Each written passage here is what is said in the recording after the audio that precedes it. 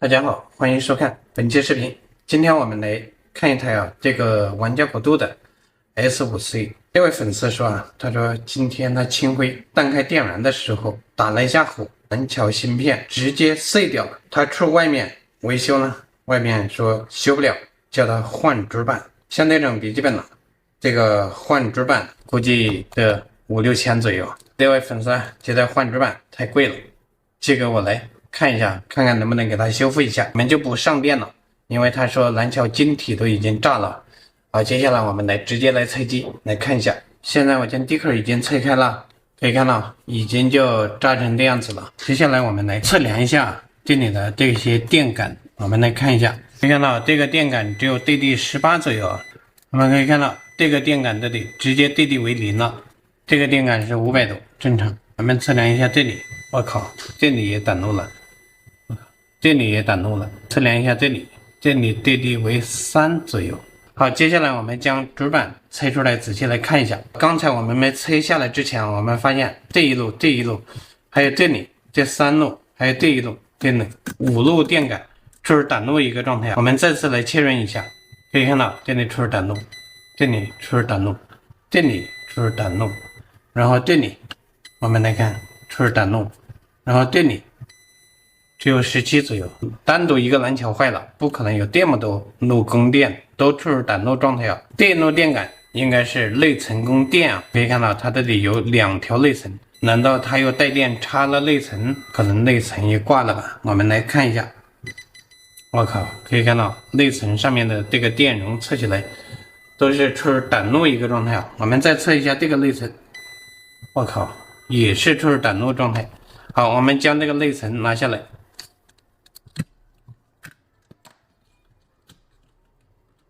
好，这个内层2条内层都拿下来，我们再来测量一下这里。我们可以看到这一路的阻值已经恢复正常了，那说明这个内层烧掉了。2条8G 的内层，我们来看一下，看看内层是1条烧坏了，还是2条都已经烧坏了。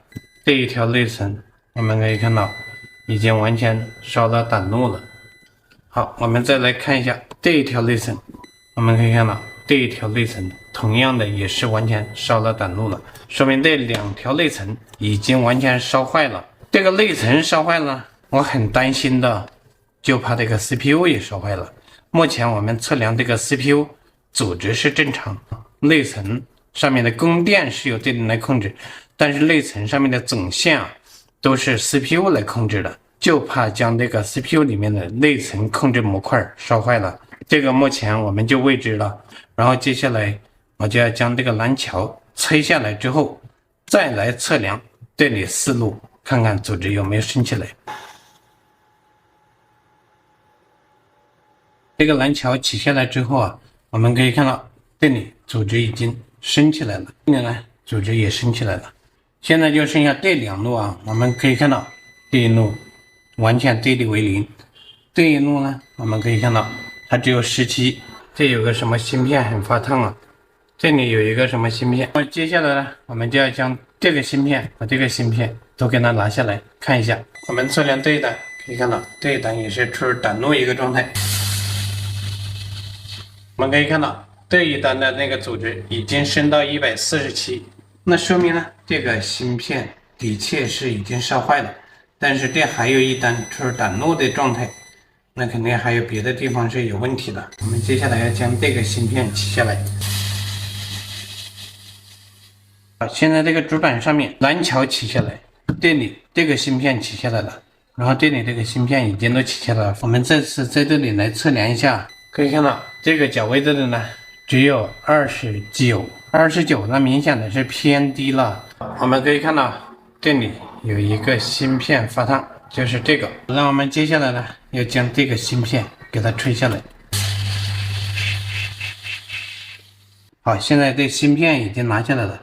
我们测量这里现在已经处于不短路一个状态。我们测量这一单呢是140度，这一单偏低。接下来我们将这个芯片拿下来。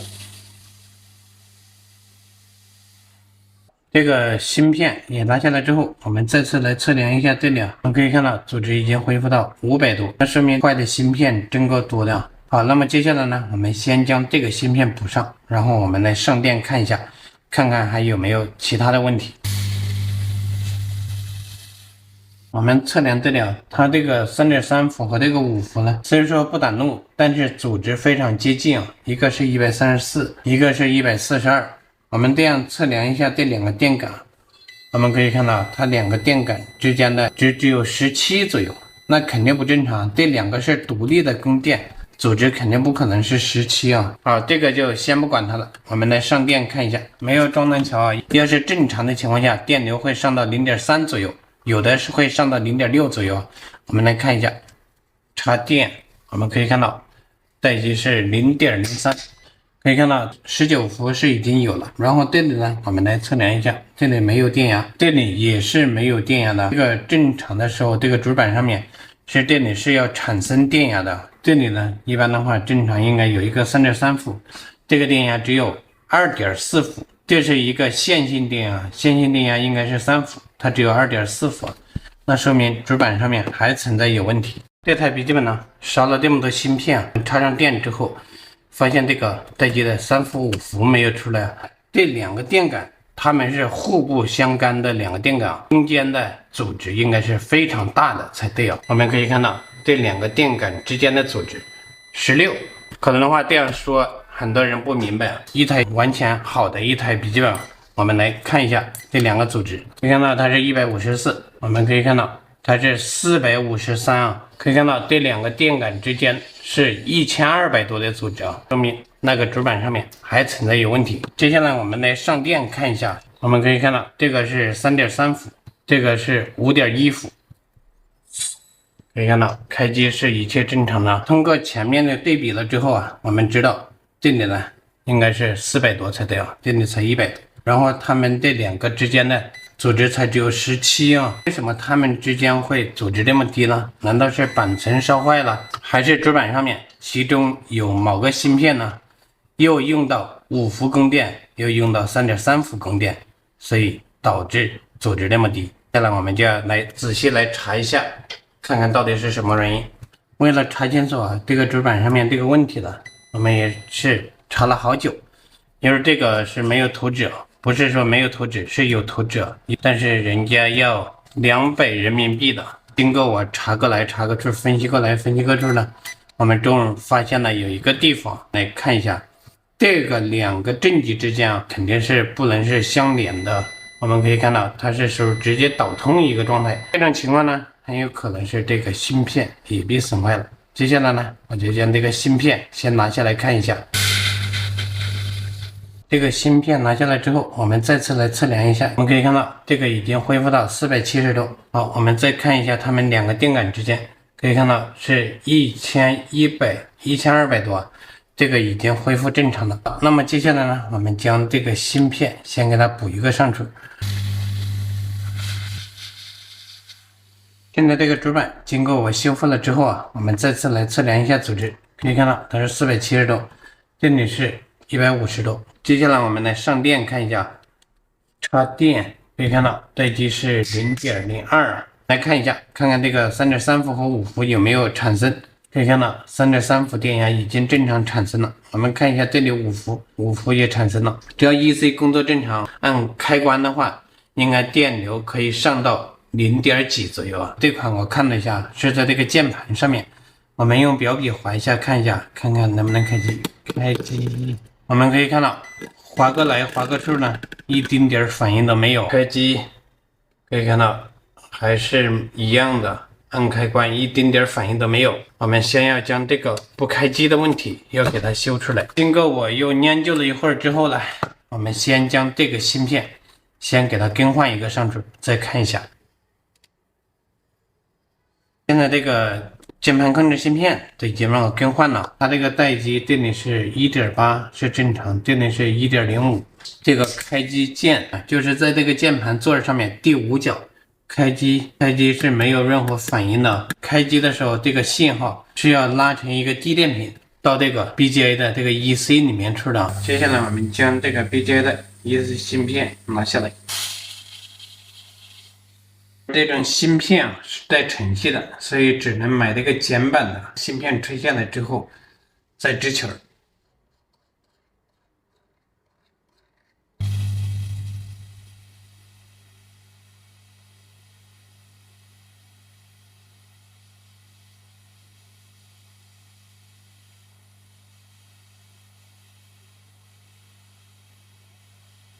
我们已经给它支好了气球了，现在我们给它换上，这个就已经可以了。前面修的这儿呢，这个 EC 让我更换了一个，这个键盘这里焊了一条线出来，这是开关。按了这个之后呢，这个 EC 这个脚位这里没有发出信号给蓝桥，然后我又去购买了一个这个 EC 芯片回来，现在我已经给它装上了。现在来看一下情况，插电。按了这个开关之后，这个信号从这里到了这个 EC 的17角，然后从那个98角这里输出信号，然后就到了这个点这里到了蓝桥里面。我们来看一下，开机可以看到这个电瓶被拉低了，然后它要从这里98角这里输出信号给蓝桥，我们在这个点上面可以测量得到。开机可以看到我这个腕表闪了一下，说明这个信号被瞬间拉低了。给到这个蓝桥了，蓝桥呢，然后换了一个。开机，我们可以看到有一个高到低的一个跳变。现在这台笔记本这个 EC 呢，已经让我更换了2个。在我们测量呢，这个 EC 的这个信号已经发给蓝桥了，然后蓝桥就没有回应各方面组织了，待机电压全部都正常的。这个蓝桥我已经换了一个，不行，今天我又购买了一个蓝桥回来。现在我们将第2个蓝桥装上去试一下。桥焊接完成。接下来我们再来上电看一下，看看有没有什么变化。插电可以看到，刚才电流好像上去了，电流已经轻松的上去了。现在这个主板呢，已经让我简单的拼装了一下，我们来看一下。插电开机，待机是有一点点大，我们来看一下，电流就是这样子，只能上到 1.1 安这里不动。哎呦，这一块内层都有点烫了。我现在拿一条我的试机的，我们来看一下。开机，可以看到电流是上去了。现在我已经等了好长时间了，它还是这样子。这个内层我确定是好的，我现在插在这个内层插槽上面。开机。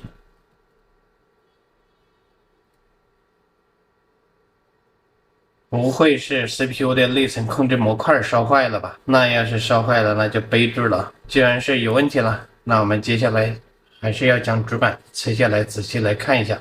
现在呢，我又将这个主板又拆下来了，感觉我修的应该没有任何问题啊。但是我们发现有一个异常的现象，我们来给大家看一下。插电，我们可以看到它是待机 0.02 安，不知道我刚才上机的时候大家有没有看到？一上的时候发现它这个待机是 0.09， 现在我们来装上试一下，将主板放在这个里面呢，没有拧螺丝，然后只接了一条平线。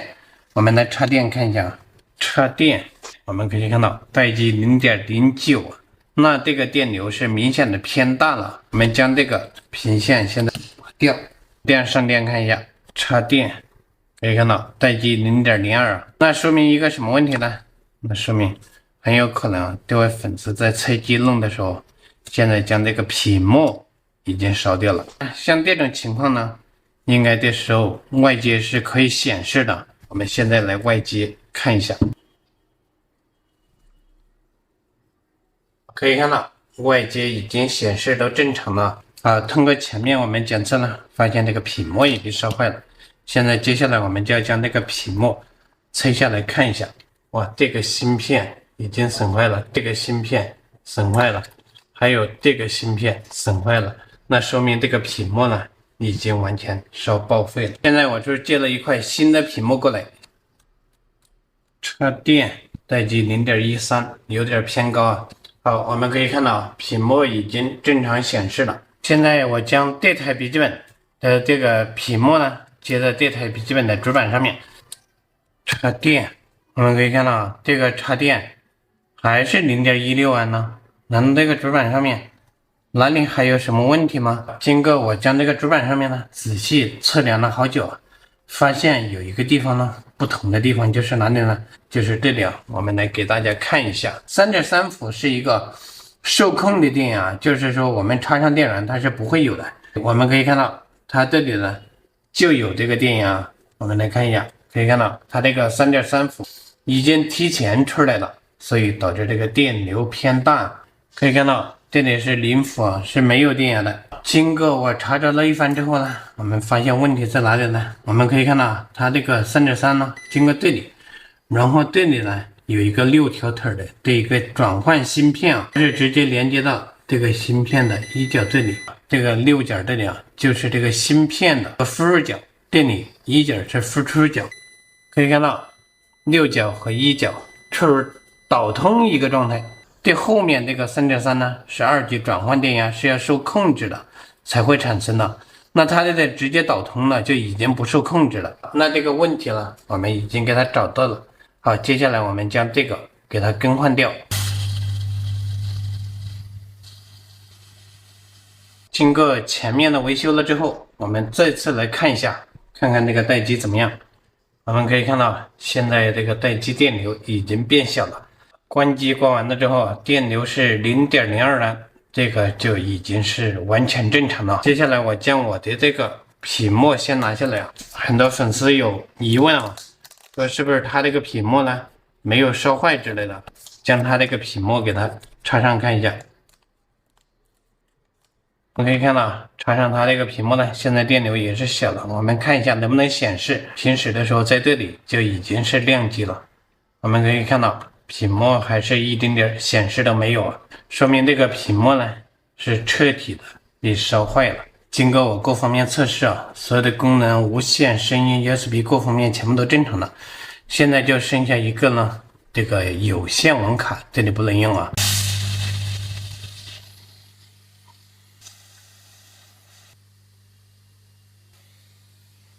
再后这台笔记本啊，现在已经让我完美的解决了所有的问题啊，包括麦克风的问题都已经解决了。咱来看一下它这个损坏的件儿有哪些啊？损坏的有这个屏幕2条8G 的这个内存，一共就是损坏了这么多的芯片。进入系统，我们进行了各方面测试，全部都已经正常了。这里是成功修笔记本，这期视频分享就到此结束了，我们下期视频再见。